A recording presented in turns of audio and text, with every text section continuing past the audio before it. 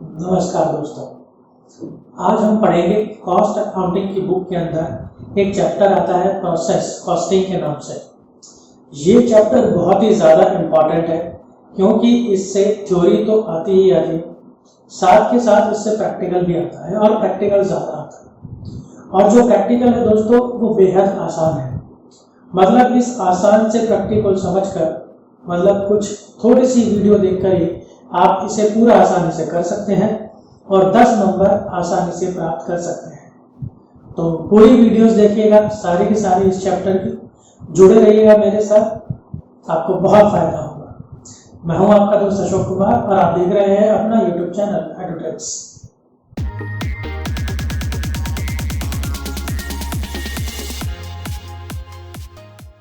आइए दोस्तों शुरू करते हैं प्रोसेस कॉस्टिंग के कॉन्सेप्ट से। सबसे पहले तो ये होता क्या है, इसे समझाता हूं मैं एक बहुत ही सिंपल से एग्जांपल के साथ, आप बिल्कुल आसानी से समझ जाएंगे। दोस्तों इसे समझाने के लिए मैं लेता हूं एक प्रोडक्ट जैसे कि शर्ट। अब हम ये मान लेते हैं कि जो शर्ट है वो एक ही बार में पूरी नहीं बन जाती, जो कि प्रैक्टिकली होता भी है। कहीं कुछ होगा, कहीं कुछ होगा और फिर कहीं कुछ होगा। मतलब जैसे कहीं पर उसकी कटिंग होगी, कहीं पर स्टिचिंग होगी, कहीं पर प्रेस होगी, कहीं पर आयरन होने के बाद वो पैकिंग वगैरह होगी। तो ये हर एक चीज जो होती है एक एक प्रोसेस होता है, एक एक अलग प्रोसेस होता है। तो यहाँ पर हम दो प्रोसेस ले लेते हैं शर्ट के। एक है कटिंग, दूसरा है स्टिचिंग। एक जगह कटिंग होगी और एक जगह पर सिलाई होगी और फिर उसके बाद ये एक फाइनल प्रोडक्ट बन जाएगा और फिर ये पैकिंग के लिए चला जाएगा या फिर सेल के लिए चला जाएगा। एग्जाम्पल को हम सिंपल और शॉर्ट रखते हैं। अब जो कटिंग है, ये कटिंग अपने आप में एक प्रोसेस है। इसी तरह से जो स्टिचिंग है ये भी अपने आप में एक प्रोसेस है। अब कटिंग ए को हम जैसे नाम दे देते हैं प्रोसेस ए। अब इस प्रोसेस ए के टाइम पर इसके अपना कुछ ओपनिंग वर्क इन प्रोग्रेस होगा। वर्क इन प्रोग्रेस यानी कि आधा अधूरा बना हुआ माल। तो मान लीजिए जैसे कुछ एक शर्ट के ऊपर यहाँ पर शर्ट का जो कपड़ा होता है उसके ऊपर मार्किंग होकर आएगी, निशान लगकर आएंगे कि कहाँ से कटिंग होनी है, क्या होना है। फिर इसमें कुछ मटेरियल लग सकता है, जैसे कि जब कटिंग करेंगे तो कटिंग करने में कुछ मटेरियल इस्तेमाल हो सकता है। फिर उसके बाद जैसे जो कुछ लेबर भी इसको काम करने के लिए लगेगी, कुछ ओवरहेड्स लगेंगे, कुछ खर्चे लगेंगे और फिर उसके बाद जो है इसमें से जितने भी पीस कट जाएंगे फिर वो अगले प्रोसेस के लिए यानी कि स्टिचिंग के लिए चले जाएंगे और फिर हमारे पास रह जाएगा बचा हुआ क्लोजिंग वर्क इन प्रोग्रेस। बचा हुआ माल रह जाएगा जितना हमारे पास अभी और कटिंग करने के लिए या कटिंग करने के बाद जो रह गया है वो रह जाएगा और आगे चला जाएगा प्रोसेस बी के लिए। दोस्तों फिर प्रोसेस बी में जाकर उसकी सिलाई होगी। फिर जब सिलाई होगी तो वहां पर भी इसी तरह से काम होगा। वहां पर भी हमारा कुछ ओपनिंग वर्क इन प्रोग्रेस होगा जो कि पिछली वाली प्रोसेस से आया हुआ होगा और पहले का भी कुछ पड़ा होगा। फिर इसके ऊपर भी कुछ हम फिर आ गया ट्रांसफर फ्रॉम प्रोसेस ए। फिर जो प्रोसेस ए से आया है फिर वो माल होगा। फिर इसके ऊपर भी कुछ मटेरियल लगेगा, इसके ऊपर भी कुछ लेबर लगेगी और इसके ऊपर भी कुछ ओवरहेड्स यानी कि खर्चे लगेंगे। और फिर जब इस प्रोसेस का काम पूरा हो जाएगा तो फिर ट्रांसफर टू फिनिश्ड गुड्स। फिर इसमें से जो माल बन गया है वो आगे चला जाएगा और उसको हम बोलेंगे फिनिश गुड। फिर इसको माइनस करने के बाद जो हमारे पास रह जाएगा वह रह जाएगा क्लोजिंग वर्क इन प्रोग्रेस। यानी अभी यहाँ पर भी कुछ माल ऐसा रह जाएगा जो आगे नहीं भेजा गया है, जो अभी पूरी तरह से जिस पर प्रोसेस भी कंप्लीट नहीं हुआ है। तो फिर आगे हमारे पास होगा फिनिश गुड। इस फिनिश गुड में हमारे पास अगेन एक बिगनिंग इन्वेंट्री होगी यानी पहले का बना हुआ कुछ पूरा का पूरा माल रखा होगा। फिर ट्रांसफर फ्रॉम प्रोसेस बी। फिर प्रोसेस बी से जो हमारे पास माल आया है उसे हम ऐड कर देंगे और फिर transfer to cost of sale और फिर आगे ये माल कॉस्ट ऑफ सेल के लिए यानी कि बिकने के लिए चला जाएगा और फिर एंडिंग में हमारे पास कुछ ना कुछ क्लोजिंग स्टॉक इसका भी रह जाएगा। तो दोस्तों इसको हम बोलेंगे प्रोसेस ए के लिए हम बोलेंगे प्रोसेस ए अकाउंट जो हम बनाएंगे। प्रोसेस बी के लिए जो अकाउंट बनाएंगे उसे कहेंगे प्रोसेस बी अकाउंट और जो आखिरी है वो है हमारा finish good account, finish good के लिए। तो यानी हम यहाँ पर करते क्या है, यहाँ पर हम जो भी हमारी एक एक प्रोसेस है, एक एक प्रोसेस, उसके लिए हम अकाउंटिंग करते हैं, उसके लिए हम कॉस्टिंग करते हैं, उसके लिए हम अकाउंट्स बनाते हैं। तो मतलब हम यहाँ करते क्या है, हम एक एक प्रोसेस का अकाउंट बनाएंगे, उससे रिलेटेड जितने भी आइटम्स हैं वो सब कौन सी हैं वो हम देख लेंगे अभी वीडियो के थोड़ा आगे बढ़ के, जब मैं आपको फॉर्मेट बताऊंगा। तो यानी यहाँ पर हम अकाउंट के अंदर इसकी सारी रेलिवेंट आइटम्स रखेंगे और उसके बाद कैलकुलेशन करेंगे, और इससे हमें कुछ बेहद इंपॉर्टेंट चीजें मिलने वाली है। जैसे उस एक पर्टिकुलर जो प्रोसेस है उसकी कॉस्टिंग कितनी आ रही है, फिर दूसरा हमें नॉर्मल या एबनॉर्मल लॉस या गेन भी इससे मिलता है। यानी हम यहाँ पर क्या करते हैं, कैलकुलेशन ऑफ नॉर्मल और एबनॉर्मल लॉस और गेन फॉर ईच प्रोसेस। हर एक प्रोसेस से कितना नॉर्मल लॉस या गेन हो रहा है या एबनॉर्मल लॉस या गेन हो रहा है, वो भी हमें इससे पता चलता है। अब आइए जान लेते हैं कुछ बहुत इंपॉर्टेंट पॉइंट्स प्रोसेस कॉस्टिंग को लेकर। अब इसमें प्रोसेस कॉस्टिंग का प्रोसेस भी है, इसका मीनिंग भी है, और इसके बारे में कुछ इंपॉर्टेंट पॉइंट्स भी हैं। ये आप पेपर में चाहें तो हर पॉइंट में आप लिख सकते हैं। Where product passes from different stages, each stage is called process। वो सारे के सारे बिजनेस जहां पर प्रोडक्ट एक से ज्यादा प्रोसेस में तैयार होता है, या फिर अगर एक प्रोसेस में भी तैयार होता है तब भी हम ये अप्लाई कर सकते हैं। तो जनरली एक से ज्यादा प्रोसेस में जहां पर प्रोडक्ट बन के तैयार होता है वहां पर प्रोसेस कॉस्टिंग इस्तेमाल की जाती है, और हर एक स्टेज को हम बोलते हैं एक पर्टिकुलर एक सेपरेट प्रोसेस, और उस प्रोसेस के लिए अलग से कॉस्टिंग होती है, काउंटिंग होती है। A separate account for each process। Her process के लिए एक अलग से अकाउंट तैयार किया जाता है, जैसे मैं आपको बताऊंगा वीडियो में आगे चलकर। All expenses related to particular process are posted in account। उस अकाउंट के अंदर हम उस प्रोसेस से संबंधित जितने भी एक्सपेंसेस हैं वो सारे के सारे एक्सपेंसेस हम उस अकाउंट में रखते हैं। Thus, cost of product is calculated for each process। अगर हम ऐसा करते हैं तो हमें क्या मिलता है, हमें मिल जाता है हर एक प्रोसेस पर आने वाली कॉस्ट, यानी हर एक स्टेज पर आने वाली कॉस्ट। जैसे अगर आप शूज बना रहे हैं तो शूज के कटिंग के ऊपर कितनी कॉस्ट आ रही है, उसके पेस्टिंग के ऊपर, उसको पूरा तैयार करने पर, जोड़ने पर कितनी आ रही है, सिलाई करने पर कितनी आ रही है, उसको पॉलिशिंग करने पर कितनी आ रही है, इस तरीके से। Partially worked products are sent to next process. और जब एक प्रोसेस का काम पूरा हो जाता है तब उसको हम अगले प्रोसेस के लिए भेज देते हैं। Thus, finished product of preceding process becomes the raw material of next process।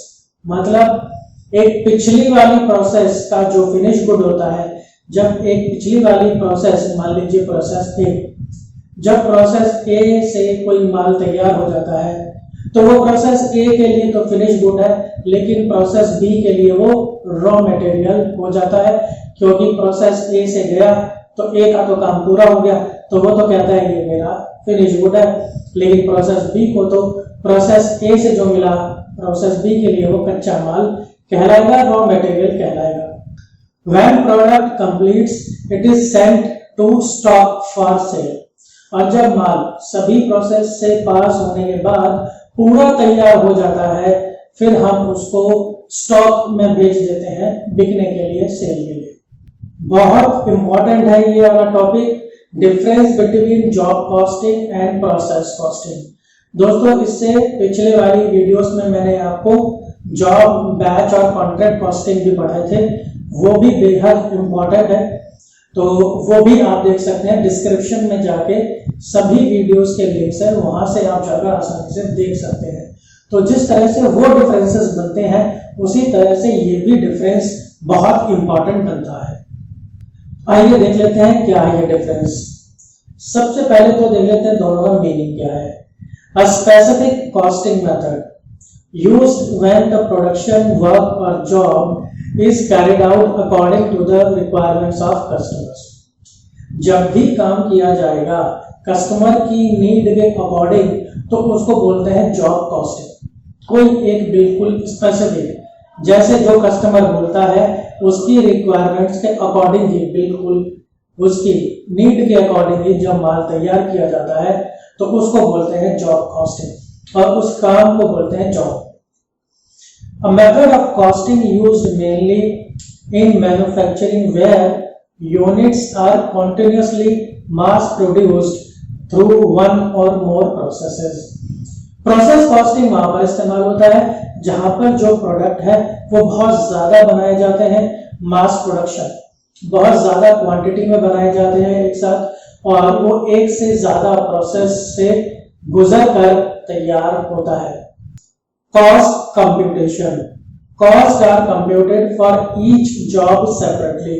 हर एक जो जॉब होती है उसके लिए कॉस्ट अलग से कैलकुलेट की जाती है।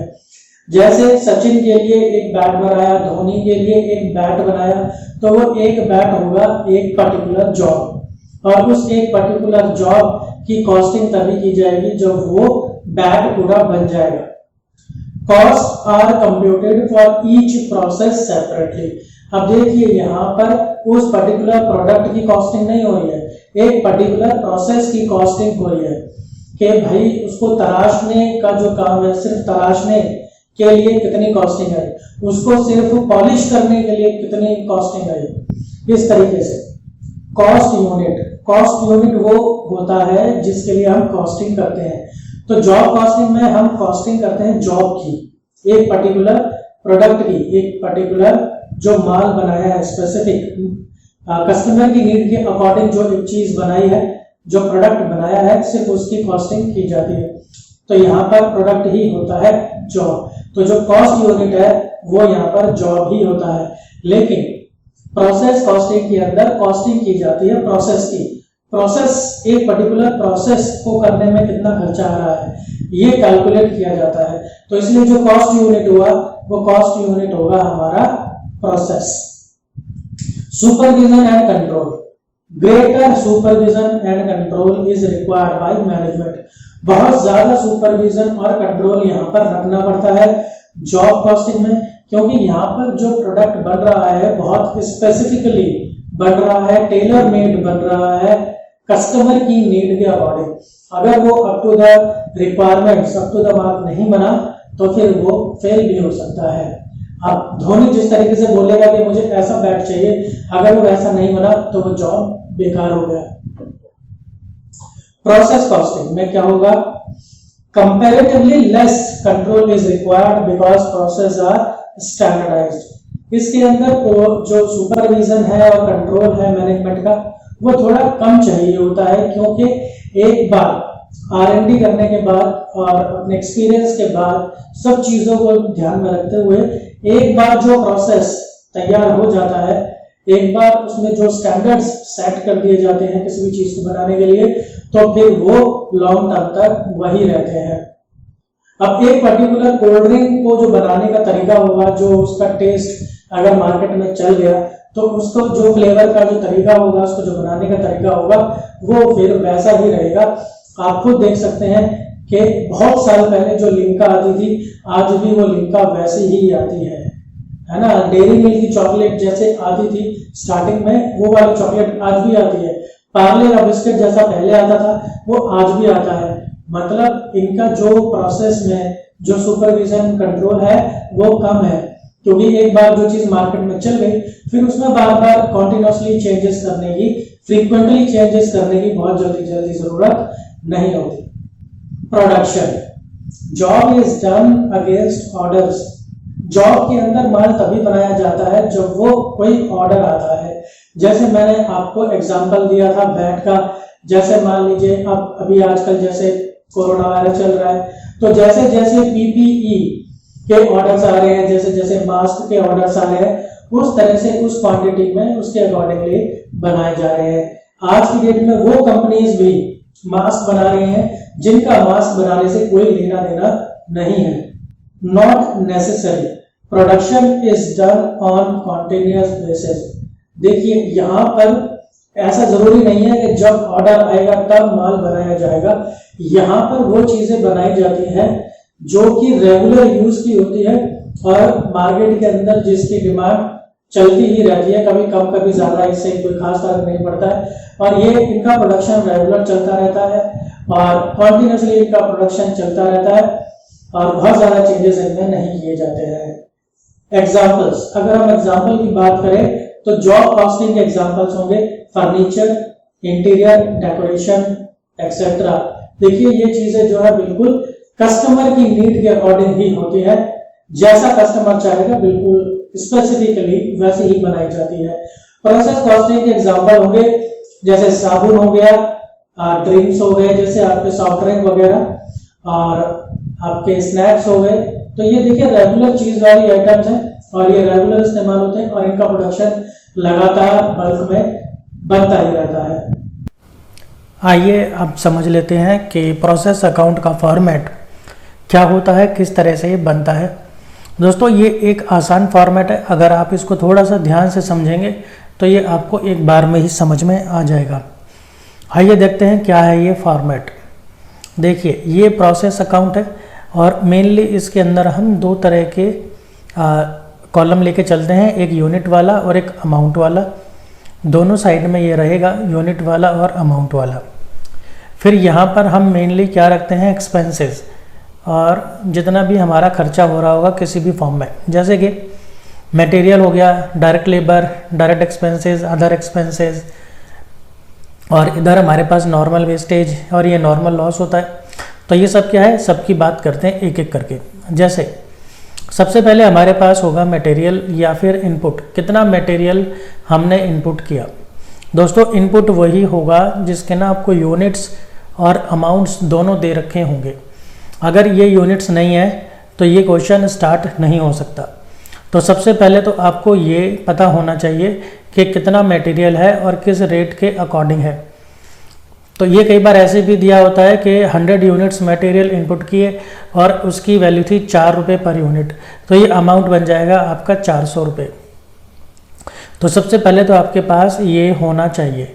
या फिर कई बार क्या होता है क्वेश्चन में कि आपको ये इनपुट निकालना होता है, वो एक इक्वेशन बनाने वाली कोई एक कंडीशन आपको दे देता है, तो उसको फॉलो करते हुए आपको ये यूनिट्स पहले निकालने पड़ सकते हैं। तो ये इनपुट और ये इसका अमाउंट। फिर इसके अलावा आपको 3-4 खर्चे दिए होंगे, वो 3-4 खर्चे आप सीधे से यहाँ रख देना, उनका कुछ और करना नहीं होता। तो बस इस साइड में ये इतना ही हो जाता है। फिर उसके बाद हम देखते हैं नॉर्मल वेस्टेज और नॉर्मल लॉस। देखिए जब क्वेश्चन के अंदर ये एक ही चीज़ दे रखी हो, या तो वो नॉर्मल वेस्टेज बोल दे या फिर वो नॉर्मल लॉस बोल दे, तब तो इन दोनों का मतलब एक ही होता है। अब चाहे उसको आप नॉर्मल वेस्टेज ले लो या फिर नॉर्मल लॉस ले लो, तो वो आपका ये ही है, ये दूसरे नंबर वाला, यानी वो आपका नॉर्मल लॉस ही है, जिसके अंदर यूनिट्स भी होंगे और अमाउंट्स भी होंगे। लेकिन अगर उसने नॉर्मल वेस्टेज और नॉर्मल लॉस दोनों अलग अलग बताए हैं, तो नॉर्मल वेस्टेज के यूनिट्स तो होंगे लेकिन उसका अमाउंट नहीं होगा, और नॉर्मल लॉस के यूनिट्स भी होंगे और इसका अमाउंट भी होगा। लेकिन ऐसे क्यों होता है, इन दोनों में डिफरेंस है क्या? तो वो ये है कि जो नॉर्मल वेस्टेज होता है ये वेस्टेज है, मतलब ये इतना लॉस तो होना ही होना है। जो भी हम इनपुट प्रोसेस के अंदर इनपुट करेंगे, जो भी मटेरियल इनपुट करेंगे, तो वो तो वेस्ट होना ही होना है, उसको रोक नहीं सकते। जैसे आप कोई रॉ मटेरियल जैसे कि कोयला वगैरह आप इनपुट करते हैं, तो कुछ कोयला तो आपके पास से गिर ही जाएगा, कुछ तो वेस्ट हो ही जाएगा, जिसको आप बेच भी नहीं पाओगे। जब वो आपके पास बचेगा ही नहीं तो आप उसको बेचोगे क्या? कुछ केमिकल्स हो गए, कुछ केमिकल्स हैं जो कि वो प्रोसेस के दौरान उड़ ही जाते हैं या गिर जाते हैं या ख़राब हो जाते हैं, यानी वो आपके पास इस तरह से नहीं बच पाते वेस्टेज की फॉर्म में कि आप उसको बेच सको। तो वो आपके पास बचते ही नहीं है, बस सीधा डिसअपियर हो जाते हैं, वेस्ट हो जाते हैं, गायब हो जाते हैं।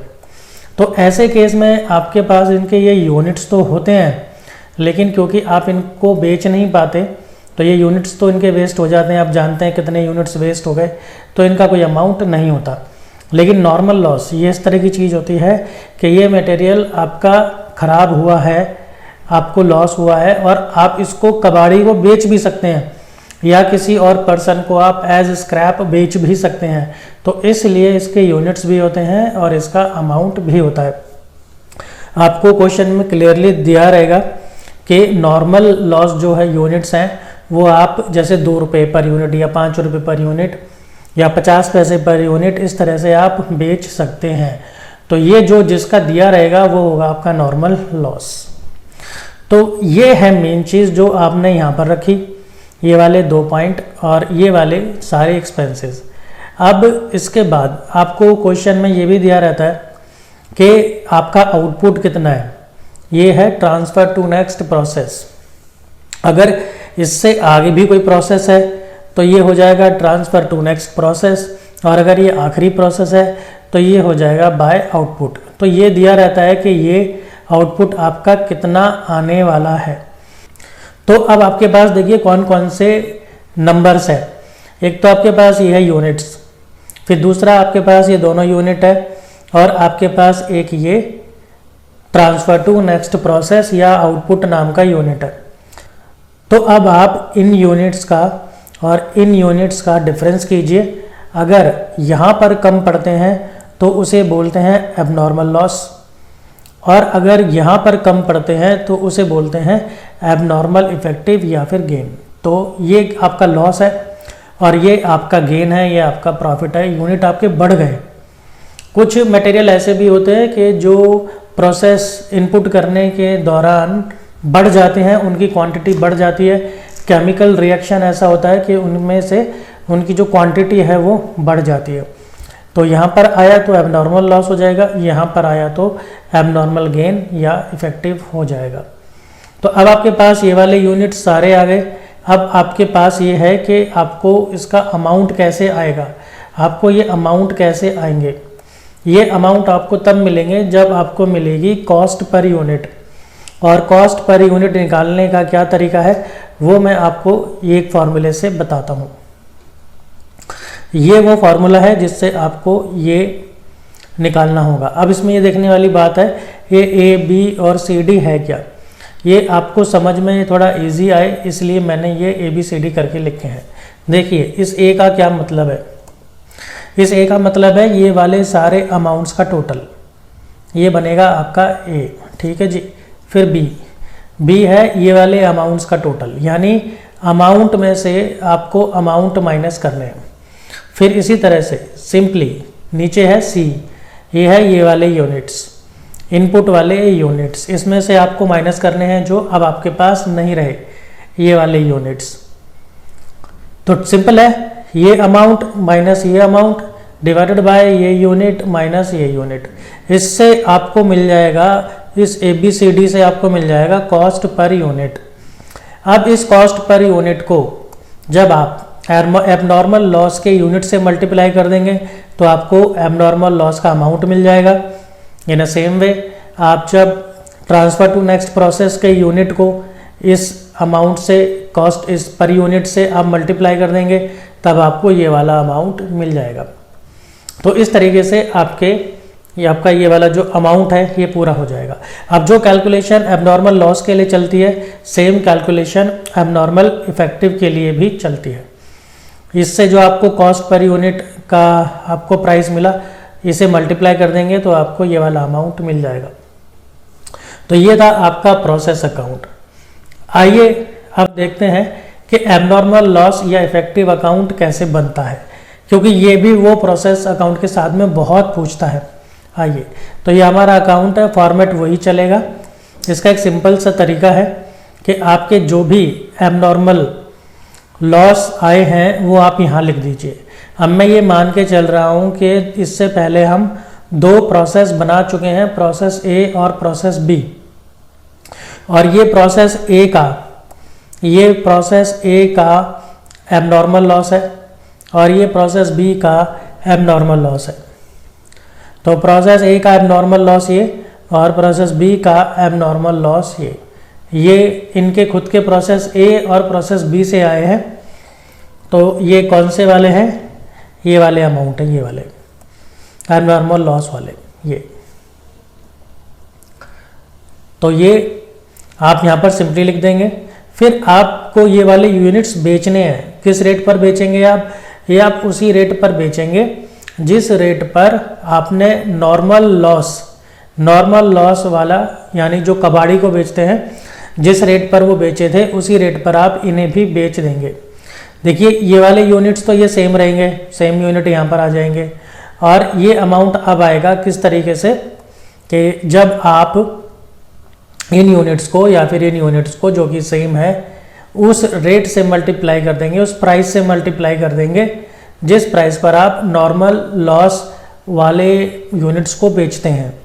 ठीक है जी, तो उससे मल्टीप्लाई कर देंगे तो आपके पास ये अमाउंट आ जाएंगे।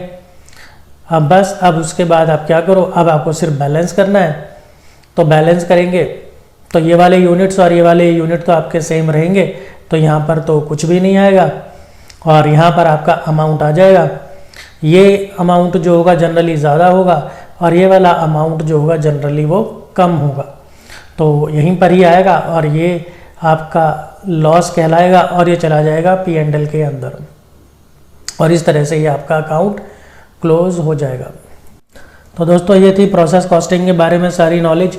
अगर आपको कोई प्रॉब्लम है तो कमेंट बॉक्स में बात कर सकते हैं या व्हाट्सएप भी कर सकते हैं। तो जितना हो सके आप वीडियोस को मैक्सिमम शेयर कीजिए अपने दोस्तों को और घर बैठ के आराम से पढ़िए। और मिलता हूँ मैं आपसे अगली वीडियो में। धन्यवाद।